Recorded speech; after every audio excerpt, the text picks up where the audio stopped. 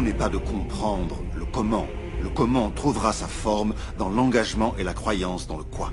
Le comment, c'est le domaine de l'univers. Et il connaît toujours le chemin le plus court, le plus rapide, le plus harmonieux entre vous et votre rêve. Si vous vous en remettez à l'univers, vous serez très surpris et agréablement par tout ce qui vous sera octroyé. Et c'est là que la magie et les miracles arriveront.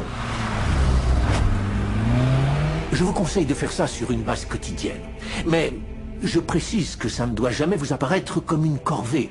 Ce qui est vraiment le plus fondamental pour bien utiliser le secret, c'est se sentir heureux. Il faut se sentir enthousiaste de marcher dans ce processus. Il faut se sentir le plus léger, le plus heureux, le plus en harmonie possible. La seule différence entre les personnes qui vivent de cette manière, qui vivent la magie de leur vie, et tous les autres, c'est que les personnes qui vivent la magie de leur vie se sont forgées des habitudes de vie. Ils ont pris l'habitude d'utiliser la loi d'attraction. Et la magie se produit quel que soit le lieu où ils vont. Ils se rappellent qu'ils peuvent s'en servir, et ils s'en servent tout le temps. Pas juste une fois et c'est terminé.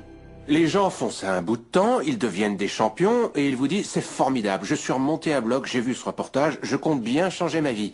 Malgré ça, les résultats se font attendre, les résultats se font trop attendre. Mais sous la surface, c'est vraiment sur le point de percer. Mais si on ne voit que les résultats en surface, alors on dira « ce truc ne marchera jamais ».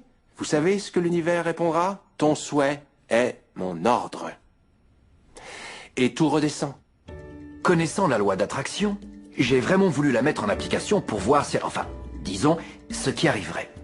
Et en 1995, j'ai eu l'idée de créer ce que j'ai appelé un cadre de vision. Un cadre où j'ai placé ce que j'avais envie d'accomplir ou ce que j'avais envie d'attirer. Comme une voiture, une montre ou la femme de mes rêves. Et je plaçais une photo de ce que je voulais dans mon cadre de vision. Et tous les jours, je m'installais dans mon bureau et je regardais mon cadre de vision, je commençais à visualiser, je me mettais dans l'état mental d'avoir déjà les choses que je voulais. Là-dessus, on a déménagé. On a mis tous les meubles, tous les cartons au garde-meubles. Et j'ai déménagé 3 fois en l'espace de 5 ans. Et tout ça m'a amené en Californie, où il y avait cette maison que j'ai achetée et rénovée. Et après 1 an de travaux, j'ai fait venir toutes les affaires de la maison qu'on avait quittée 5 ans auparavant. Un matin, il était 7h30 environ, mon fils est entré dans mon bureau. Un des cartons qui était fermé depuis 5 ans était près du pas de la porte. Et mon fils s'est assis dessus et s'est mis à tambouriner. Donc je lui ai dit, Chen, arrête de faire du bruit, je t'en prie, papa doit travailler. Qu'est-ce qu'il y a dans ces cartons, papa? J'ai répondu, ça c'est mes cadres de vision. C'est quoi? J'ai dit, eh bien c'est là que je place mes objectifs, je les découpe et je les mets bien en vue comme des choses que je veux accomplir dans ma vie. Bien sûr, à 5 ans et demi, il ne pouvait pas comprendre. Alors j'ai dit, Chen, laisse-moi te montrer, ce sera plus simple à comprendre. J'ai donc ouvert le carton. Et j'en ai sorti mes cadres de vision. Il restait une photo dessus d'une maison que j'avais visualisée 5 ans plus tôt. Le choc pour moi, c'était que nous vivions dans cette maison. Pas une maison ressemblante. J'avais acheté la maison de mes rêves, je l'avais rénovée sans même le savoir. J'ai regardé cette maison et je me suis mis à pleurer parce que j'étais bouleversé. Pourquoi tu pleures? Chérie, enfin je comprends comment la loi d'attraction fonctionne, enfin je comprends le pouvoir de la visualisation, enfin je comprends toutes ces choses. Tous les livres que j'ai lus, tous ceux avec quoi j'ai travaillé, qui a rempli ma vie, qui m'a fait créer des entreprises. Ça a marché pour ma maison aussi. J'ai acheté notre maison de rêve sans même le savoir. L'imagination est tout. C'est l'aperçu des futures attractions de la vie. Décidez ce que vous voulez. Croyez que vous pouvez l'avoir. Croyez que vous le méritez. Croyez que c'est possible pour vous. Et ensuite, fermez les yeux. Tous les jours pendant plusieurs minutes et visualisez ce que vous avez déjà, ce que vous voulez en ressentant le sentiment que vous l'avez déjà. Et puis arrêtez. Et pensez à toutes vos raisons d'être déjà reconnaissant. Et soyez vraiment joyeux, d'accord? Et démarrez votre journée en répandant tout ça dans l'univers. Et croyez que l'univers saura trouver comment vous le manifester.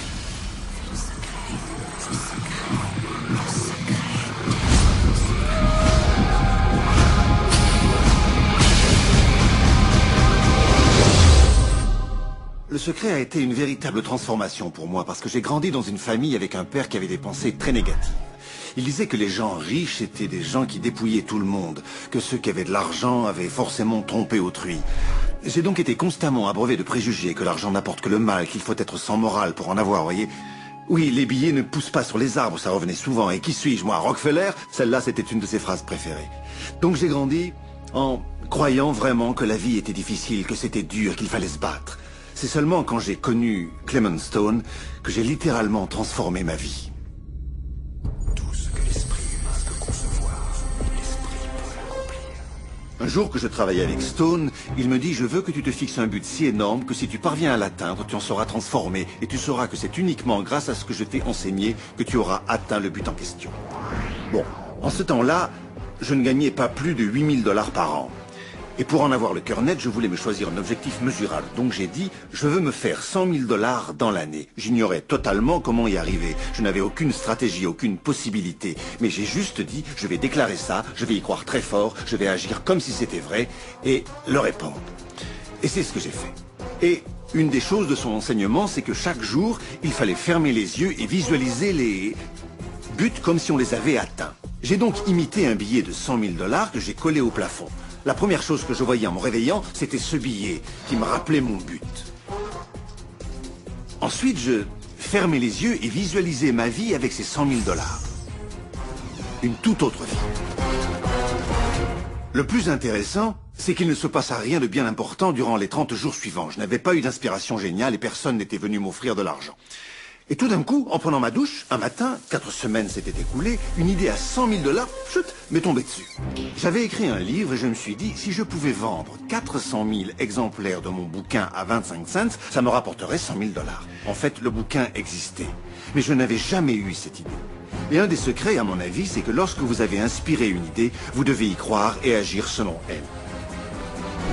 J'ignorais comment on y arriverait, comment on pouvait vendre 400 000 exemplaires. On n'avait jamais fait ça. C'est là que je me suis souvenu du National Enquirer au supermarché. Je l'avais vu des milliards de fois. Il faisait partie du décor. Et tout d'un coup, je n'ai plus vu que lui au premier plan. Et je me suis dit, si ces lecteurs connaissaient mon livre, il y en aurait 400 000 parmi eux qui voudraient me l'acheter. 6 semaines plus tard, je donnais une conférence à New York devant 600 enseignants. Une femme est venue me voir et m'a dit... C'était une grande conférence. J'aimerais vous interviewer.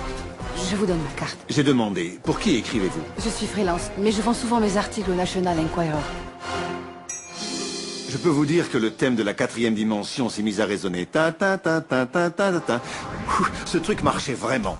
Donc, son article est paru. Et mes ventes de livres se sont mises à grimper. Mais ce que je veux souligner, c'est que j'attirais dans ma vie tous ces différents événements, y compris cette personne.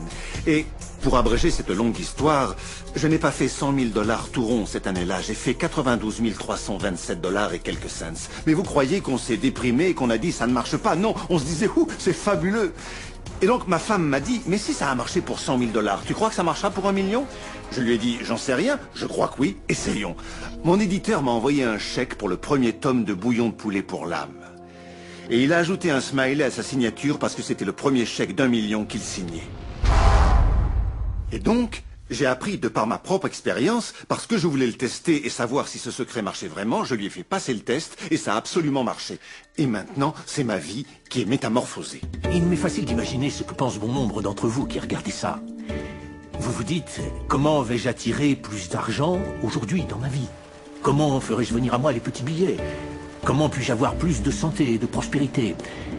Comment faire alors que j'adore mon job pour régler mes dettes sur les crédits que j'ai pris? Dois-je me résoudre au fait de ne jamais être riche parce que je n'ai pas d'autre rentrée d'argent que le salaire que je gagne à mon boulot? Comment puis-je gagner davantage? Il faut le vouloir. Vous vous rappelez une des premières choses dont on a parlé et qui est essentielle au secret? Votre boulot, c'est de déclarer ce que vous voulez avoir dans le catalogue de l'univers. Eh bien, si l'argent en fait partie, vous dites combien vous voulez en recevoir. Je voudrais recevoir 25 000 $ de revenus exceptionnels dans les 30 prochains jours. Ça peut être ça ou autre chose, mais vous devez surtout pouvoir y croire. La plupart des gens se fixent pour but d'échapper aux dettes. C'est une histoire à rester avec des dettes à jamais. Rappelez-vous que tout ce à quoi vous pensez, vous l'attirez. Vous dites, mais c'est pour sortir des dettes. Qu'importe si c'est pour en sortir ou y entrer, vous pensez dette, vous attirez des dettes. Mettez en œuvre un programme de remboursement automatique de votre dette et ne pensez plus que prospérité. Beaucoup de gens viennent me voir et me disent « J'aimerais doubler mes revenus dans l'année. » Mais quand vous voyez leurs actions, ils ne font pas les choses qu'ils devraient faire pour que ce qu'ils espèrent leur arrive. Ils tournent autour et disent « Je ne peux pas me payer ça. » D'accord, on connaît, ton souhait est mon ordre. Si vous vous concentrez sur le manque, la pénurie, sur ce que vous n'avez pas, si vous en parlez en famille, si vous en discutez entre amis, si vous dites à vos enfants « on n'a pas assez, on ne peut pas se le payer », Eh bien, sachez que vous n'arriverez jamais à vous le payer, parce que vous attirez davantage ce que vous n'avez pas. Si vous voulez l'abondance, si vous voulez la prospérité, concentrez-vous sur l'abondance, concentrez-vous sur la Au prospérité. moment où j'ai découvert le secret, je recevais plein de factures chaque matin, une pile épaisse chaque matin. Je me disais, c'est dingue. Comment sortir de là? La loi d'attraction dit qu'on reçoit ce sur quoi on s'est concentré. Alors j'ai pris un relevé bancaire, j'ai passé le solde au blanc et j'ai inscrit un nouveau total. J'ai mis exactement ce que je voulais voir sur mon compte. Et j'ai pensé, et si je visualisais des chèques m'arrivant par le courrier? J'ai donc visualisé une pile de chèques m'arrivant par la poste. En l'espace d'un petit mois, les choses se sont mises à changer. Et c'est stupéfiant. Aujourd'hui, je reçois des chèques par la poste. J'ai encore des factures, mais je reçois plus de chèques que de factures. Mes parents me disaient l'argent se gagne durement, l'argent se gagne durement.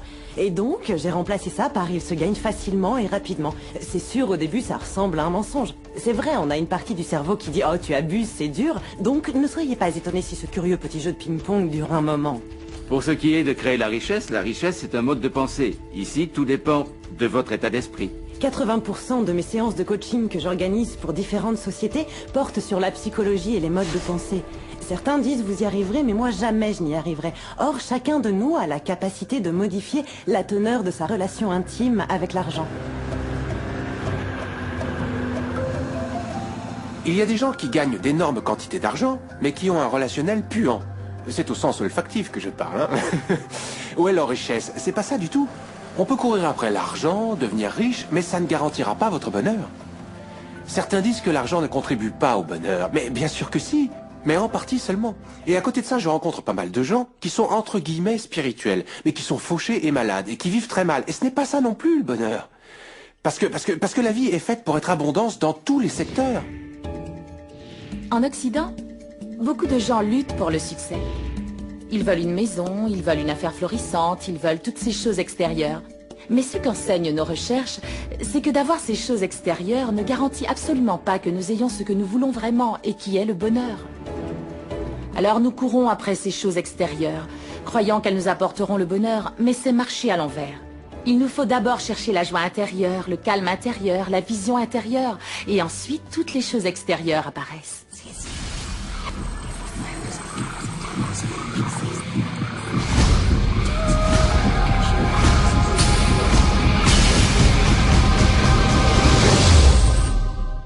Le secret signifie pour moi en réalité que nous sommes les créateurs de notre univers. Et que tout ce que nous voulons et que nous prenons la peine de souhaiter se manifestera dans nos vies. Donc ce qui est important, ce sont nos souhaits, nos pensées, nos sentiments. Parce que ils se manifesteront.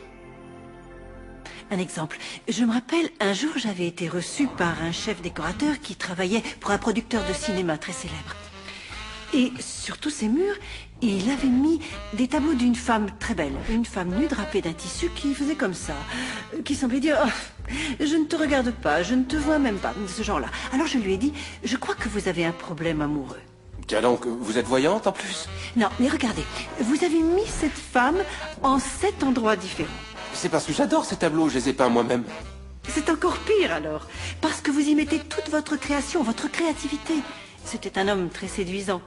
Il avait toutes ces actrices qui lui couraient après parce que c'est le travail qui veut ça. Mais il n'avait pas l'amour. Alors je lui ai demandé, que voulez-vous? Eh bien, je veux 3 femmes par semaine. D'accord. Peignez-vous entouré de 3 femmes et mettez ça sur tous vos murs.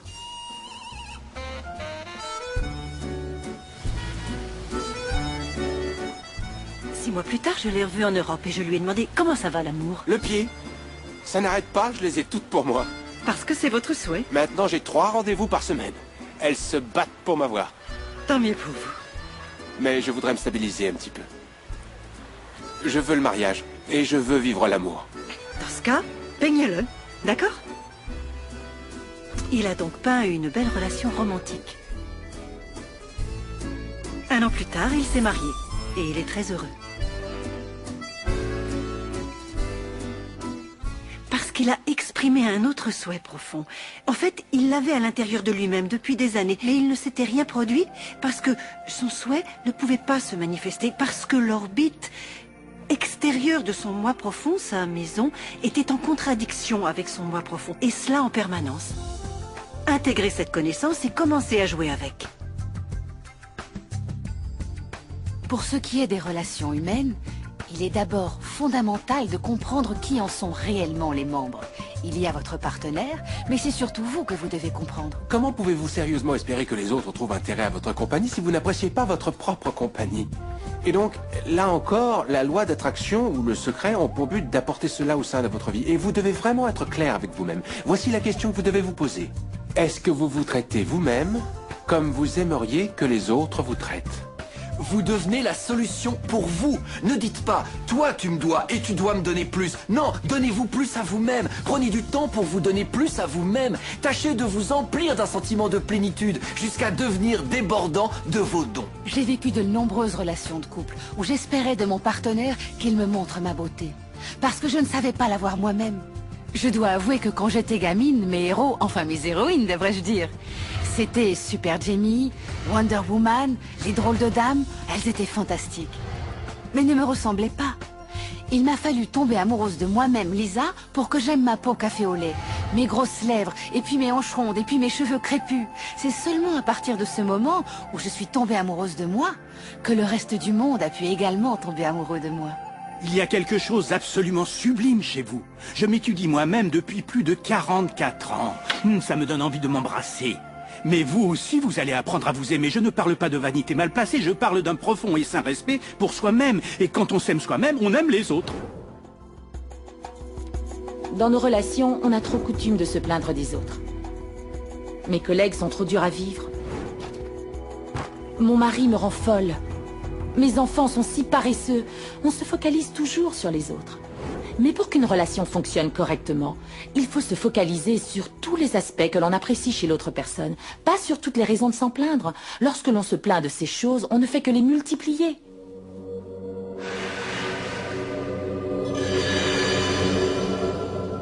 Même lorsqu'on souffre vraiment d'une relation, que ça ne colle pas, qu'on ne s'entend pas, qu'on s'est pris en grippe. Je dois croire ce mensonge, c'est ça, va-t'en! On peut toujours trouver une solution.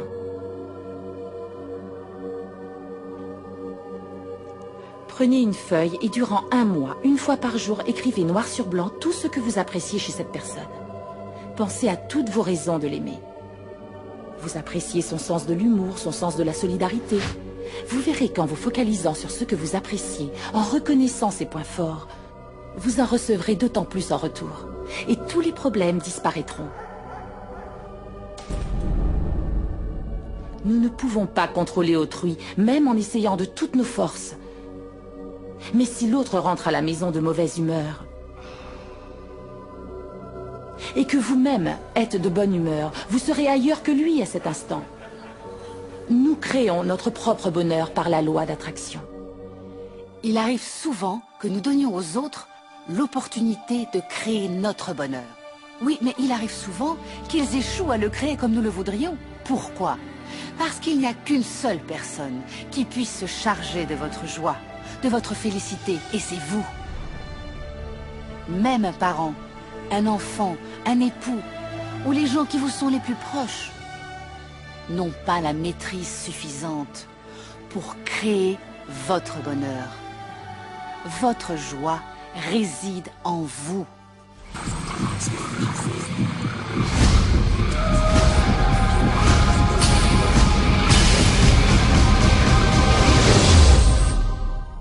Il est important de reconnaître que notre être corporel est réellement le produit de nos pensées. La science médicale commence à peine à comprendre à quel point la nature même de nos pensées, de nos émotions, détermine directement la substance biologique, la structure et les fonctions de notre organisme. Dans les arts de la guérison, qui ne connaît pas les placebos? Un placebo censé n'avoir aucun effet ou impact sur le corps. C'est comme un comprimé de sucre. On dit au patient que c'est un médicament, et il se passe que le placebo fait le même effet, voire fait plus d'effet que parfois un médicament qu'on a inventé pour avoir cet effet. On a donc la preuve que l'esprit humain est le vrai facteur agissant des arts de la guérison, et parfois plus puissant que des médicaments. Si une personne se trouve confrontée à une maladie et qu'elle se demande si elle n'a pas intérêt à explorer en quoi sa vie mentale en est l'origine, en rejetant la médecine, si son état est très grave et que sa maladie pourrait même lui être mortelle, il est évident que la médecine est le choix qui s'impose pendant qu'on explore ce qui se passe dans le mental. Il ne s'agit pas de rejeter la médecine, chaque forme de traitement a sa place. L'univers est un chef-d'œuvre d'abondance, de bonne santé et de bien-être. Quand on s'ouvre pour sentir l'abondance de l'univers, on ressent la merveille, la joie, la félicité. On ressent toutes les grandes choses que l'univers a pour nous. La bonne santé, la bonne fortune, la bonne nature. Quand on se ferme avec des pensées négatives, on ressent l'inconfort, on ressent les maux, on ressent les douleurs. On aborde chaque nouvelle journée comme une épreuve très douloureuse. Connaissez-vous des gens qui ont eu des maladies en phase terminale? Arrêtez-vous sur ce mot « mal-adi » avec un tiret au milieu. Un corps malade est un corps mal aidé. Il y a énormément, des milliers de diagnostics différents en médecine. Ils n'indiquent que les maillons faibles, et il n'existe toujours qu'une cause unique, le stress. Quand on fait super trop de stress à une chaîne, quand on fait super trop de stress à un système, le maillon le plus faible lâche. Notre physiologie crée la maladie qui est un vrai feedback, grâce auquel on découvre qu'on vit des choses déséquilibrées, que nous sommes sans amour, qu'on n'est pas reconnaissant. Cette expression du corps à travers ces symptômes ne doit donc pas nous faire peur. On me pose fréquemment la question suivante. Quand une personne a manifesté une maladie dans son temple corporel ou qu'elle souffre d'un réel inconfort dans sa vie, est-ce que le pouvoir de la pensée positive peut y remédier? Je réponds que c'est absolument certain. Le 23 novembre dernier, on m'a diagnostiqué des métastases au sein. J'ai choisi de croire de tout mon cœur, avec toute ma foi, que j'étais d'ores et déjà guérie. Durant toute la journée, vraiment en permanence, je répétais merci pour ma guérison. Encore et encore et encore, merci pour ma guérison. Je croyais du fond du cœur que j'étais guérie. Je me voyais comme si jamais le cancer n'avait envahi mon corps. Une des choses que j'ai faites pour me guérir, ça a été de regarder des films très drôles. Je ne faisais que ça, rire, rire, rire. Je ne pouvais accepter le moindre stress dans ma vie, parce que je savais que le stress est une des pires choses quand on essaie de guérir. Depuis le jour du diagnostic qui était le 23 novembre jusqu'au jour de ma guérison complète, définitive, il ne s'est pas passé plus de 3 mois. Et cela sans traitement en rayon ni chimiothérapie. Nous sommes équipés d'un fabuleux programme qui gère notre auto-guérison. Vous avez une plaie? Elle cicatrise d'elle-même. Une infection bactérienne? Le système immunitaire intervient, détruit ces bactéries et vous guérit. Le système immunitaire est fait pour amener à l'auto-guérison. Une maladie n'a aucune chance de subsister si l'esprit lui oppose un corps émotionnellement sain. Votre corps élimine des millions de cellules à chaque seconde. Et il en crée de même des millions de nouvelles. Concrètement, des pièces de notre corps sont remplacées chaque 24 heures. D'autres pièces tiennent plusieurs mois, d'autres pièces tiennent plusieurs années. Mais en l'espace de quelques années, nous avons un bel organisme flambant neuf. Si vous avez une maladie et que vous vous focalisez dessus et que vous en parlez à la première occasion, vous êtes sûr de créer plus de cellules malades. Regardez-vous vivant dans un corps parfaitement sain. Laissez le docteur s'occuper de la maladie. Prenez 2 personnes, toutes 2 frappées par quelque chose. La première décide de se concentrer sur la joie. Elle choisit de suivre la voie du possible. Elle choisit de vivre dans l'espérance. Elle se concentre sur toutes les raisons du monde de se sentir pleine de joie et de reconnaissance. À présent, prenez la seconde personne. Même diagnostic. Mais elle choisit de se focaliser sur la maladie. Elle se focalise sur la douleur. Elle se focalise sur le malheur en elle. Quand quelqu'un est complètement focalisé sur son mal, sur ses symptômes, il les perpétue. La guérison n'arrivera pas avant qu'il n'ait détourné son attention de sa maladie pour l'accorder à son bien-être, parce que telle est la loi d'attraction. Avoir des pensées plus heureuses conduit tout droit à un équilibrage biochimique plus heureux, un corps plus heureux et plus sain. Les pensées négatives, le stress, cela a été prouvé, dégradent sérieusement le corps et le fonctionnement du cerveau. Parce que ce sont nos pensées et nos émotions qui sont constamment en train de réassembler, de réorganiser, de recréer notre organisme. Enlevez le stress physiologique du corps humain, et le corps humain fait ce pourquoi il a été conçu. Il se guérit lui-même. J'ai vu des reins se régénérer. J'ai vu un cancer disparaître. J'ai vu des acuités visuelles s'améliorer et se rétablir. Je dis toujours, ce qui est incurable est curable de l'intérieur. Vous pouvez changer votre vie et vous pouvez vous guérir.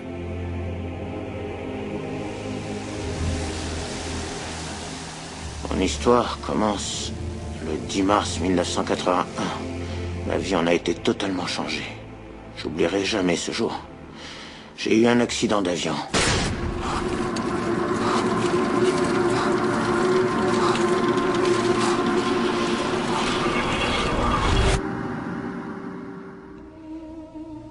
J'ai fini à l'hôpital complètement paralysé. Ma colonne vertébrale était écrasée. Je m'étais fracturé la première et la deuxième vertèbre cervicale. J'avais perdu le réflexe de la déglutition. Je ne pouvais ni manger ni boire. Mon diaphragme était détruit. Je ne pouvais pas respirer. Je ne pouvais que cligner des yeux. Les médecins disaient que je serais toute ma vie un légume, que je pourrais que cligner des yeux le restant de mes jours. Voilà ce qu'ils envisageaient pour moi. Mais peu importe ce qu'ils pensaient, l'important était ce que moi je pensais. Je sortirai à Noël.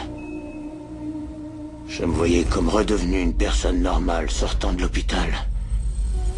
La seule chose avec laquelle je devais travailler dans cet hôpital, c'était mon esprit. Parce qu'une fois qu'on a sa tête, on peut remettre les choses en place. J'étais relié à un respirateur. J'étais censé ne plus jamais respirer seul car mon diaphragme était détruit. Mais une petite voix me répétait « Respire à fond, respire à fond ».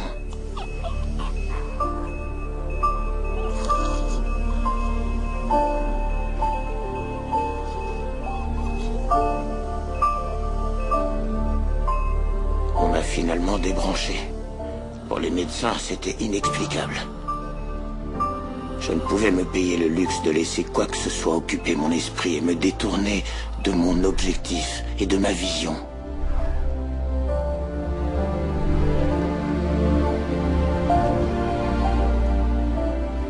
Je m'étais fixé de sortir sur mes deux jambes de cet hôpital à Noël. C'était mon objectif.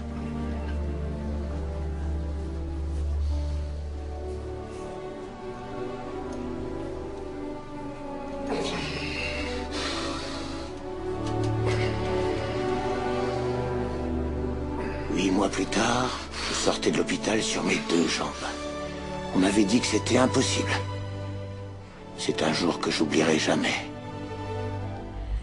Pour ceux qui regardent cette émission en ce moment même et qui souffrent, s'il me fallait résumer mon expérience et résumer pour tout le monde ce que l'on peut faire de sa vie, je résumerai mon propos en quelques mots. Nos pensées façonnent notre devenir d'être humain.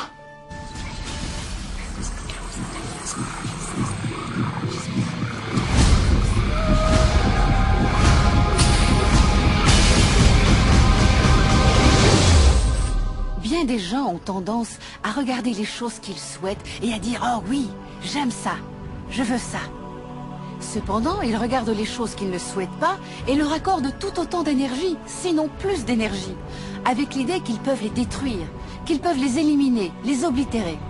Dans notre société, on se borne à lutter contre le cancer, contre la pauvreté, contre la drogue, contre le terrorisme, contre la violence. On a tendance à lutter contre tout ce que l'on ne veut pas. Il suffit de se focaliser sur une chose pour la créer.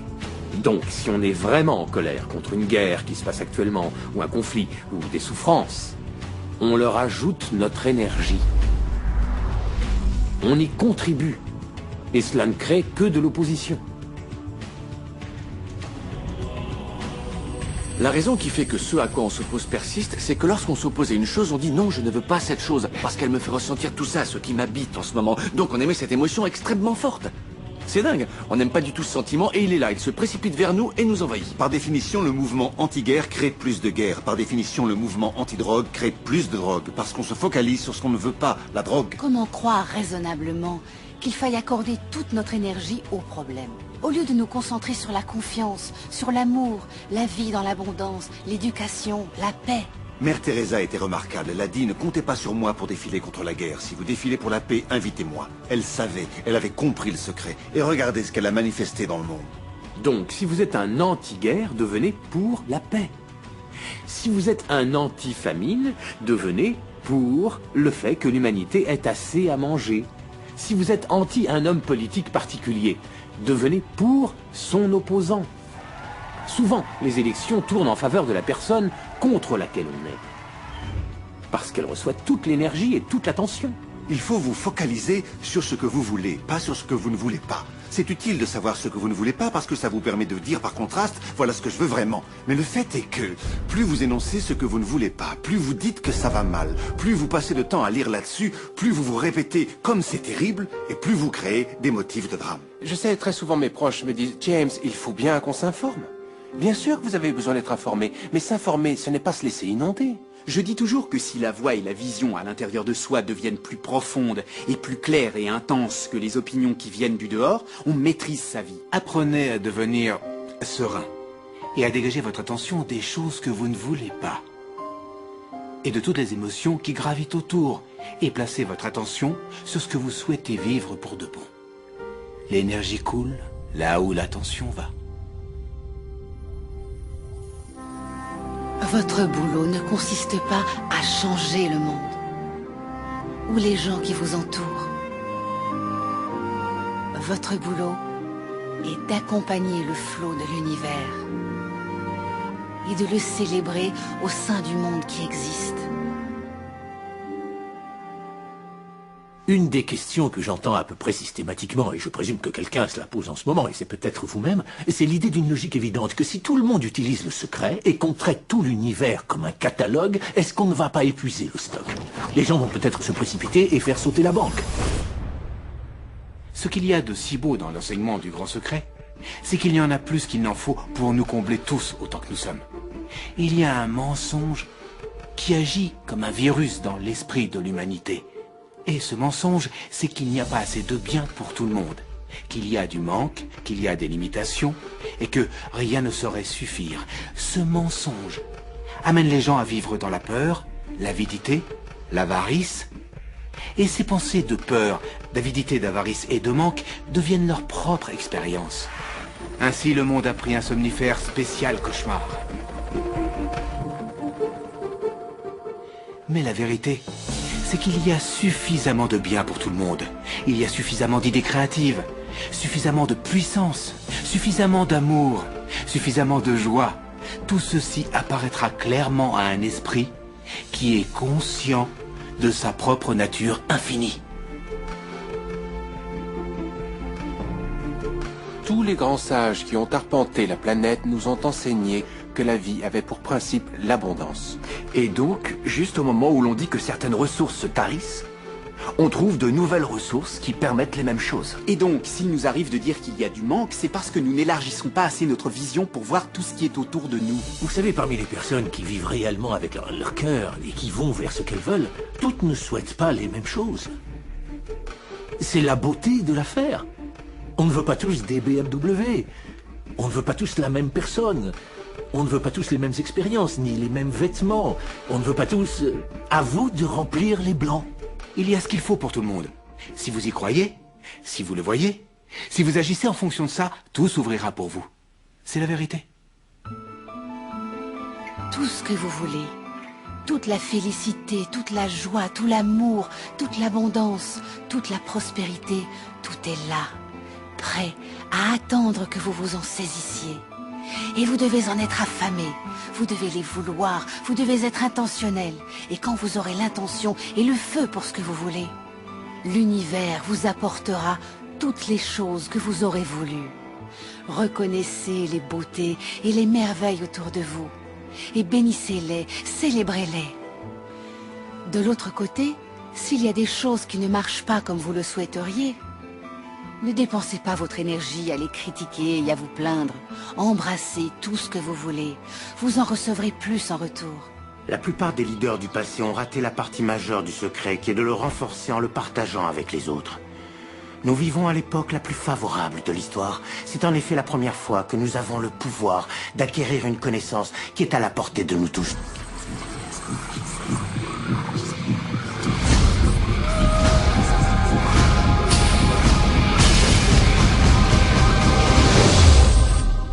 Quand nous regardons ce qui nous entoure, y compris notre corps, nous ne voyons que la pointe de l'iceberg. Faites cette petite chose comme moi. Regardez votre main. Oui, regardez-la.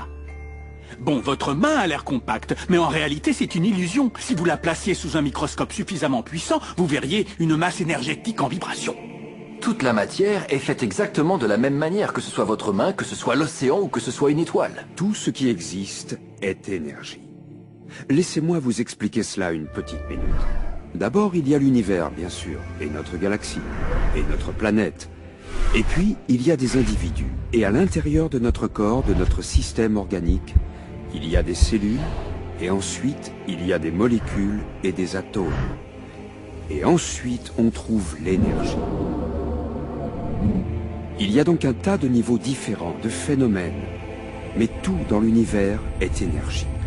Même si vous vivez dans une immense métropole, vous avez en vous-même assez de puissance potentielle pour illuminer toute votre ville pendant une semaine. La plupart des gens se définissent eux-mêmes par ce corps qui est fini. Mais non, vous n'êtes pas un corps fini, parce que même sous un microscope, vous êtes un champ d'énergie. Et que sait-on de l'énergie?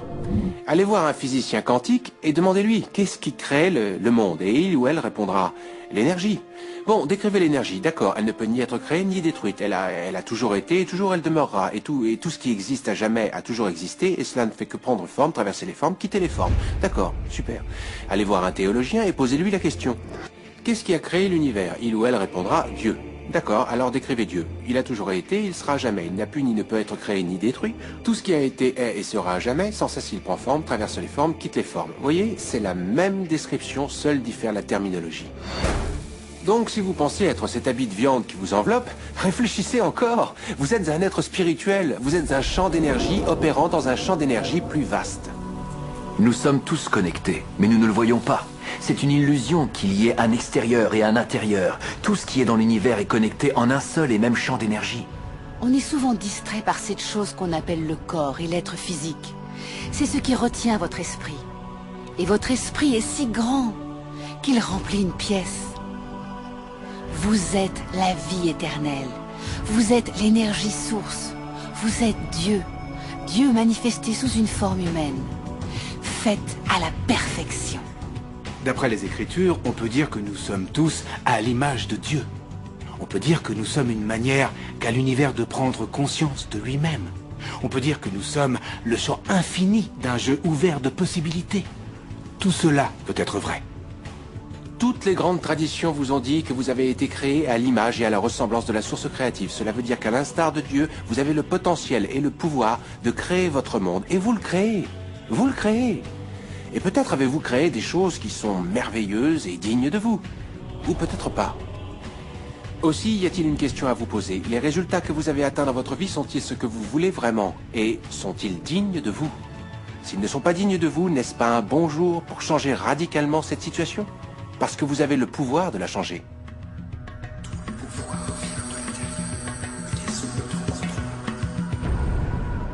Beaucoup de gens se considèrent comme des victimes dans la vie et ils rabâchent les souffrances du passé. Par exemple, une enfance avec un parent abusif ou des perturbations familiales.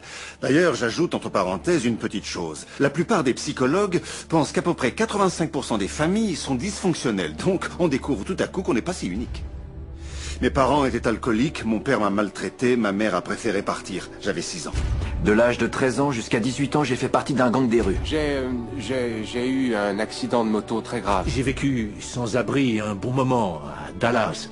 J'ai connu la pauvreté pendant plus de 15 ans à Houston. Quand j'étais enfant, j'avais des difficultés à apprendre. En lecture, on me considérait comme un handicapé. On me disait que je ne pourrais jamais lire, écrire ou communiquer, ni assumer un projet, que je n'irais pas loin dans la vie. En fait, c'est à peu près l'histoire de tout le monde sous une forme ou une autre.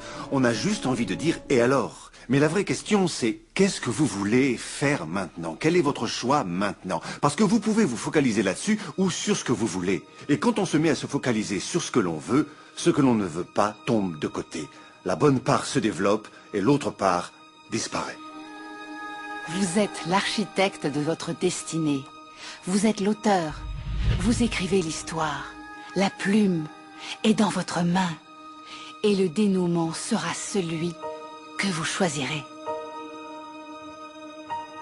Ce qu'il y a de beau avec la loi d'attraction, c'est que vous pouvez commencer là où vous êtes. Et commencer à penser. Vraiment penser.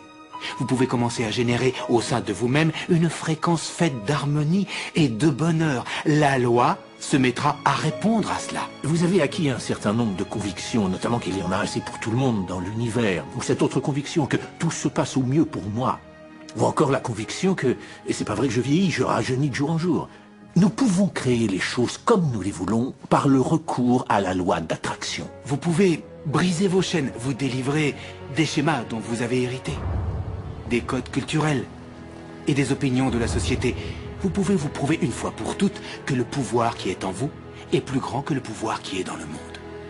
Certains parmi vous diront « Oh, tout ça c'est bien gentil, mais je n'y arriverai pas » ou encore « Sûr qu'elle ne me laissera jamais faire ça » ou « Ils ne me laisseront jamais essayer ça » ou « J'en ai pas les moyens financiers » ou « Je ne suis pas assez fort pour faire ça » ou « Je ne suis pas assez riche pour faire ça, je ne suis pas... » Oh, et chacun de ces « je ne suis pas » est une création. Pensez comme vous pouvez. Dans les deux cas, vous avez raison.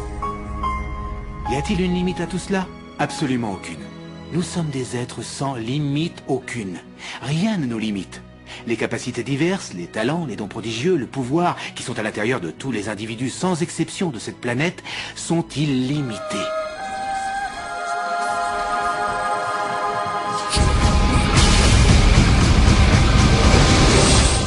Il n'y a pas de tableau noir dans le ciel sur lequel Dieu aurait écrit ce que vous apportez, votre mission dans la vie. Il n'y a aucun tableau noir dans le ciel qui dit Neil Donald Walsh, agréable à regarder, vivant dans la première partie du 21e siècle qui... 2 points. Et là, il y a un blanc, vous voyez. Et tout ce que j'aurais à faire pour vraiment comprendre ce que je fais ici et pourquoi je suis ici, ce serait de trouver le tableau noir et trouver ce que Dieu a véritablement en tête pour moi. Mais le tableau noir n'existe pas. Donc ce que vous apportez est ce que vous en décidez. Votre mission est la mission que vous vous assignez. Et votre vie deviendra telle que vous la créerez, et nul ne pourra en juger autrement aujourd'hui ou à jamais. Il m'a fallu bien des années pour comprendre ça, parce que j'avais grandi dans l'idée omniprésente que j'étais destiné à faire quelque chose. Et si je ne le faisais pas, je me disais, Dieu ne sera pas content après moi, vous voyez. Quand j'ai vraiment compris que mon premier objectif était de ressentir et d'expérimenter la joie, là, j'ai commencé à ne choisir de faire que des choses qui m'apportaient de la joie. On a un proverbe, un dicton au pays. Si ce n'est pas amusant, ne le fais pas. Joie, amour, liberté, bonheur et rire. Tout est là. Et si vous, vraiment, si vous avez ressenti de la joie, restez assis à méditer pendant 1 heure, mais de grâce, recommencez. Et si vous ressentez de la joie à manger un sandwich au salami, ne vous privez pas. Quand je caresse mon chat, je suis joyeux. Quand je marche dans la nature, je suis joyeux. Donc je veux constamment me retrouver dans cet état. Et pour atteindre cet état, tout ce qu'il faut que je fasse, c'est avoir l'intention de ce que je veux. Et ce que je veux se manifeste. Donc le bonheur intérieur est vraiment le carburant de la réussite. Tout ce qui vous emplit de bien-être vous attirera davantage de bien-être. Vous écoutez ceci en cet instant. C'est vous qui l'avez attiré dans votre vie. C'est à vous de choisir si vous voulez le saisir et l'utiliser si vous pensez que ça fait du bien. Si ça ne fait pas de bien, alors là, laissez courir. Trouvez la méthode qui fait du bien, qui résonne jusque dans votre cœur. Suivez votre félicité et l'univers vous ouvrira des portes là où il n'y avait que des murs. Quand vous suivez votre félicité, vous vivez dans un espace constant de joie. Vous vous ouvrez à l'abondance de l'univers. Vous êtes ravi de partager votre vie avec ceux que vous aimez.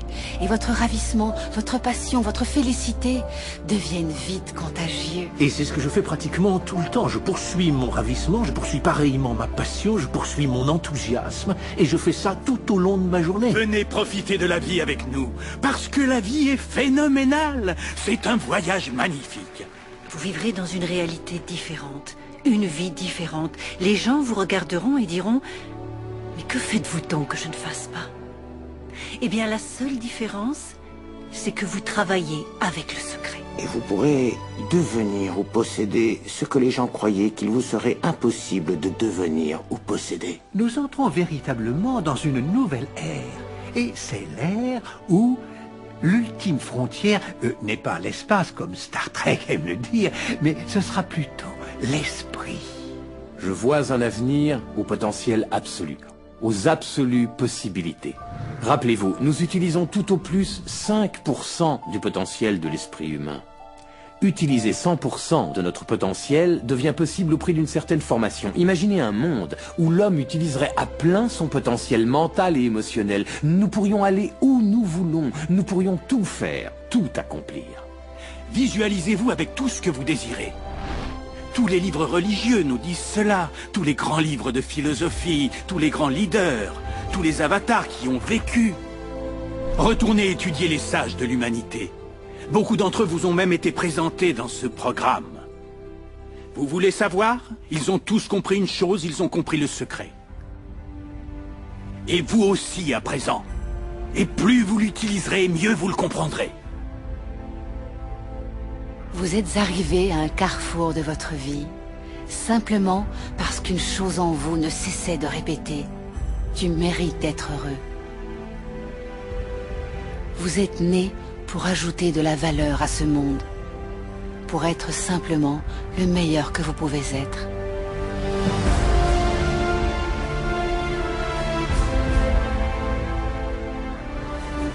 Chaque chose que vous avez traversée, chaque moment que vous avez vécu, vous ont servi à vous préparer pour ce moment-ci.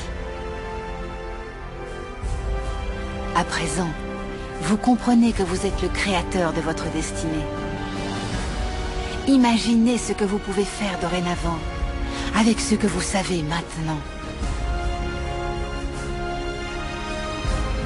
Que ferez-vous de l'instant? Comment saisirez-vous l'instant? Personne d'autre ne peut danser votre danse, chanter votre chanson, écrire votre histoire. Celui que vous êtes, ce que vous faites, commence tout de suite. Je crois que vous êtes formidable, qu'il y a quelque chose de magnifique en vous. Quoi qu'il vous soit arrivé dans votre vie, que vous vous croyez jeune ou que vous vous croyez vieux, au moment où vous commencez à penser correctement, quelque chose à l'intérieur de vous, un pouvoir à l'intérieur de vous plus grand que le monde, va commencer à émerger. Il va prendre votre vie en charge. Il va vous nourrir, vous vêtir. Il va vous guider, vous protéger, vous diriger, soutenir jusqu'à votre existence, si vous le laissez faire. S'il y a une chose dont je suis sûr, c'est celle-là.